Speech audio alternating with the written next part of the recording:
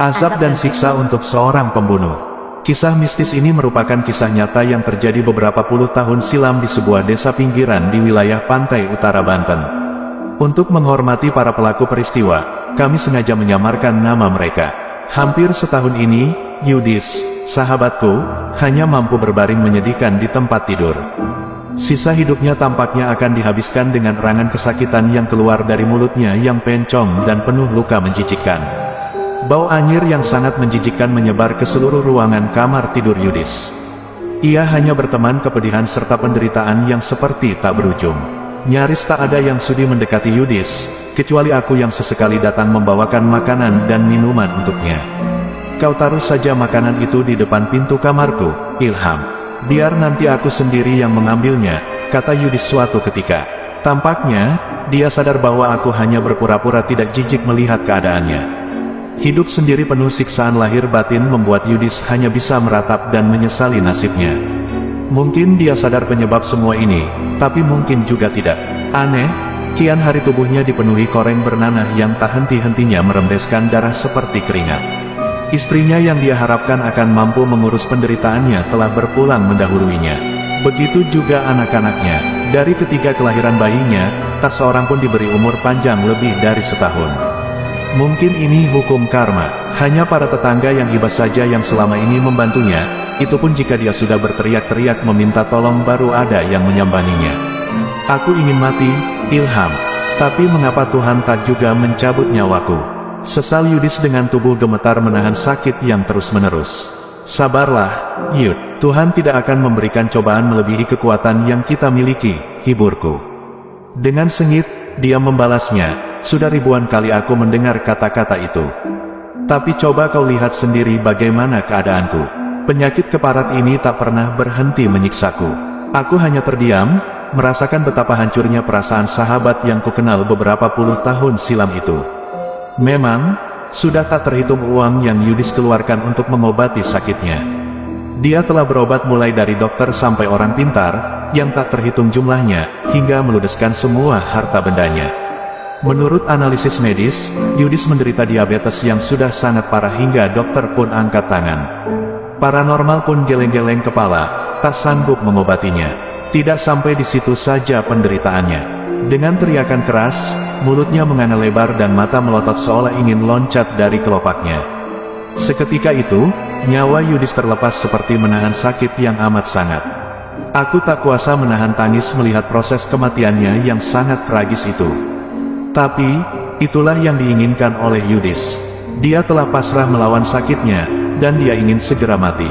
Namun, penderitaan Yudis rupanya belum berakhir. Saat jenazahnya akan dimakamkan, terjadi peristiwa yang sangat heboh. Hari itu, ketika jasad Yudis yang amis terbungkus kain kafan akan diturunkan ke liang lahat, entah mengapa tiba-tiba tubuh kaku itu menjadi sangat berat, seolah menimpa dua orang di bawahnya. Begitu pula yang di atas ikut terjerembab ke lubang kubur yang sempit. Akibatnya, jasad Yudis terinjak-injak oleh para penguburnya sendiri. Aneh, padahal tubuh Yudis kurus kering tinggal kulit pembalut tulang. Tak seorang pun dari pengubur dan pelayat mengetahui penyebab kejadian itu. 7 hari setelah kematian Yudis yang menyedihkan itu, secara tak sengaja Ibu Hana, tetangga kami, melihat keanehan di sekitar makam Yudis yang kebetulan terletak di pinggir areal makam dekat jalan umum. Sebagai penjual kue basah, Ibu Hana setiap hari memang melewati jalan itu. Pagi itu, ketika pulang dari pasar, dia berhenti sejenak mengamati sekitar makam Yudis. Entah mengapa, pohon-pohon di sekitar makam itu nampak layu dan mati. Bahkan 2 pohon Kamboja cukup besar di samping makam seperti layu dan sebagian daunnya berguguran, kering. Aneh, kenapa pohon-pohon di sekitar makam itu mati kering? Batin Ibu Hana, dia menjadi takut dan segera berlalu pulang. Sesampai di rumah, Ibu Hana mengadukan hal ini kepada suaminya, Pak Darto. Pak, aku heran kenapa pohon-pohon di dekat makam Pak Yudis itu pada mati. Sekarang kan musim hujan, di tempat lain tak apa-apa, kata Ibu Hana. Itu kan wajar saja, tak perlu dipikirkan. Ya, mungkin maunya pohon itu mati, seperti juga si Yudis. Semua yang ada di dunia ini kan pasti mati, Bu. Jawab Pak Darto, sekenanya.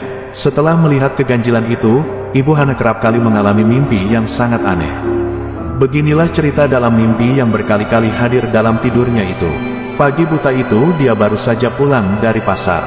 Ketika lewat di dekat pemakaman, wanita yang agak tambun ini berlari sekuat tenaga di tengah hujan badai dan guntur menakutkan. Beberapa kali dia terjatuh. Dia juga menjerit-jerit meminta tolong karena dikejar makhluk-makhluk kecil seperti bocah dengan tampang beringas dan membawa cambuk yang terbuat dari api yang membara. Makhluk-makhluk kecil berjumlah belasan itu seolah menjadikan Ibu Hana sebagai buruannya. Aneh, ketika berlari tiba-tiba Ibu Hana melihat sebuah pohon aneh yang akarnya berada di atas, sedang daunnya di bawah. Setengah putus asa Bu Hana berlindung di balik tembok pagar pemakaman itu. Aneh, dia melihat makhluk-makhluk kecil itu beramai-ramai menyerang pohon terbalik dengan cemetinya. Api dari cemeti-cemeti itu membakar hingga daun-daun pohon terbalik itu hancur menjadi abu. Bu Hana tak menghiraukan keadaan dirinya. Namun yang membuatnya ngeri adalah bahwa ternyata bocah-bocah aneh itu tidak mengeroyok dirinya, melainkan pohon terbalik itu. Anehnya lagi, ternyata pohon itu menjerit-jerit menahan sakit dan memohon ampun seolah hidup seperti manusia. Sebagian daun itu mulai hancur menjadi abu, sedangkan batangnya berlumuran darah. Yang lebih mengejutkan lagi, suara jeritan itu seperti sudah dikenal Ibu Hana. Ya, itu suara erangan tetangganya, Yudis. Menyadari hal itu, Ibu Hana ikut menjerit-jerit. Dia baru sadar ketika sebuah tepukan di pipinya mendarat, yang ternyata tamparan suaminya. Ibu Hana terbangun dengan napas terengah-engah dan peluh membasahi badannya. Begitulah mimpi aneh yang dialami oleh Bu Hana selama beberapa malam. Dia menceritakan semua keanehan yang dialaminya itu padaku. Untuk mengetahui apa sebenarnya yang terjadi, aku mengajak Ibu Hana ke rumah Kiai Qodir, tokoh tertua di desaku sekaligus ulama yang tempo hari memimpin penguburan Yudis. Saya cuma mau tanya, sebenarnya ada apa dengan makam Yudis, juga mimpi saya itu, Pak Kiai? Kata Ibu Hana setelah menceritakan semua yang dialaminya itu. Dosa apa sebenarnya yang ditanggung Yudis hingga keadaannya seperti itu, Pak Kiai? Imbuhku, Kiai Qodir hanya tersenyum kecil. Namun wajahnya menampakkan kegelisahan. Soal dosa, itu urusan Allah dan umatnya itu sendiri. Aku tak tahu apa yang terjadi dengan Yudis. Soal pohon-pohon yang mati itu, aku juga sudah dengar. Ya sudah, kau pulang saja dulu. Jangan dipikirkan. Yang penting, rajin sholat dan bacalah wiridan yang aku berikan padamu. Jawab Kiai Qodir, bijak. Ibu Hana pulang lebih dulu, sedang aku tetap bertahan di rumah Kiai Qodir. Sepulang Ibu Hana, Kiai Qodir tak urung gelisah juga. Rupanya, tanpa sepengetahuan siapapun, dia sendiri 3 malam berturut-turut didatangi arwah Yudis yang nampak tersiksa minta agar kematiannya disempurnakan. Anehnya lagi dalam pertemuan di alam maya itu, Kiai Qodir juga melihat wajah seorang perempuan yang tak dikenalnya. Maka diam-diam pula dia mulai menyelidiki dan berzikir memohon petunjuknya.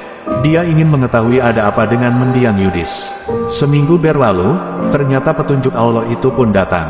Tanpa disangka, rumah Kiai Qodir kedatangan 3 orang tamu yaitu Pak Barnas, ketua RW di kampungku, dan seorang perempuan setengah baya berdandan agak menor ditemani seorang anak berusia 9 tahunan. Yang membuat Kiai Qodir sekaligus aku yang juga hadir di sana terkejut, perempuan menor itu menurut pengakuan Kiai Qodir ternyata raut wajahnya sama dengan yang hadir dalam mimpi yang dialami sang Kiai selama beberapa malam. Ya, perempuan itu mengaku sebagai istri muda Yudis. Dia menyebut namanya Lisa. Sebelumnya, Lisa datang ke rumah Pak Barnas selaku RW dengan tujuan ingin memastikan berita kematian Yudis, sekaligus mengurus perihal hak waris atas tanah mendiang Yudis. Menurut Lisa, anak kecil yang bersamanya itu adalah anak almarhum. Lalu, kenapa Pak Barnas datang ke tempatku? Apa yang bisa saya bantu? Tanya Kiai Qodir. Maaf, Pak Kiai, kedatangan saya ini sebenarnya hanya ingin tahu silsilah Yudis, mengingat Pak Kiai adalah orang tertua di desa ini. Barangkali Pak Kiai mengetahui siapa sebenarnya pemilik warisan yang sah atas rumah dan tanah mendiang itu, ujar Pak Barnas. Sebidang tanah seluas sekitar 300 meter persegi yang di atasnya berdiri sebuah rumah kecil permanen memang satu-satunya harta peninggalan Yudis. Kiai Qodir geleng-geleng kepala. Aku pun tak tahu keluarga Yudis sebenarnya. Yang saya tahu dia menetap di desa ini sudah puluhan tahun dan memiliki istri tanpa anak. Itu saja keluarganya, dan sekarang aku tak tahu lagi keluarganya yang lain. Barangkali Mbak Lisa ini mengetahuinya. Tanyaku, mencoba menjernihkan suasana. Yang ditanya justru menangis pilu, hingga membingungkan kami semua. Lalu dengan sesenggukan Lisa bercerita panjang lebar mengenai Yudis. Almarhum sesungguhnya punya 2 istri sah. Yang satu tinggal di desa ini dan yang satu adalah di Lampung. Yang di Lampung itu adalah saya sendiri. Saya awal mulanya hanyalah seorang pelacur langganan Mas Yudis. Ketika saya diajak hidup serumah, saya menurut dengan harapan dia mau mengawini saya. Dan ternyata dia menyanggupinya, bahkan berjanji akan menceraikan istrinya dan memberikan harta warisan kepada saya. Sebab saat itu saya sudah mengandung anak ini. Lisa mengelus-elus kepala bocah di sampingnya. Lalu ia kembali melanjutkan ceritanya, setelah kandungan saya berumur 5 bulan, saya baru tahu pekerjaan Mas Yudis yang sebenarnya, hingga membuat saya diam-diam justru menjauhinya karena takut kualat. Ternyata almarhum itu bisa hidup enak dari membunuh banyak orang. Ya, dia adalah seorang pembunuh bayaran. Cerita Lisa benar-benar menyentakkan kami. Sungguh sulit bagi kami untuk mempercayainya. Ketika kami berada dalam kebingungan, perempuan itu kembali melanjutkan kisahnya. Mas Yudis itu sering menerima pesanan membunuh orang. Biasanya itu pesanan cukong-cukong kaya dari kota yang kebetulan mempunyai musuh. Menurut pengakuan almarhum, dia sudah 12 kali membunuh, bahkan ada yang dipenggal dan diambil kepalanya. Begitu saya tahu siapa sebenarnya almarhum, saya berusaha menghindar dan bersembunyi.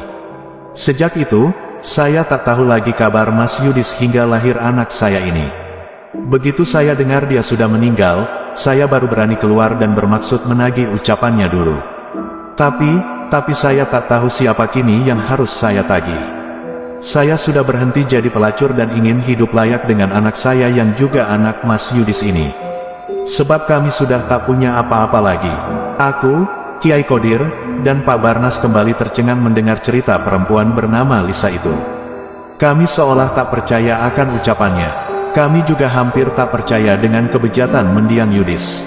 Namun aku sadar kalau selama ini mendiang memang penuh rahasia. Misalkan saja dia sering pergi meninggalkan rumah untuk waktu yang lama, lalu ketika datang selalu membawa penghasilan dalam jumlah besar. Setahu saya almarhum juga memiliki jimat yang tak mempan dibacok atau ditembak. Jimat itu katanya sudah dipendam di dalam rumahnya saat dia sakit parah, cetusku. Kini terbukalah misteri Yudis. Dia ternyata menyimpan riwayat kelam yang hanya pantas dilakukan oleh iblis. Dan kini terkuaklah apa yang sedang dijalani Yudis di alam kuburnya. Mungkin di sana dia sedang meraung-raung menerima siksa kubur yang amat pedih hingga keadaan sekitar makamnya pun nampak seperti terbakar oleh bias panasnya api alam kubur. Belum lagi pertanggungjawabannya di hari kiamat kelak. Misteri Yudis yang tersingkap membawa duka dan pelajaran bagi kita semua. Betapa kejahatan yang dilakukan selama hidup akan terus menghantui dan membawa asap yang tak terperi bahkan setelah kematian.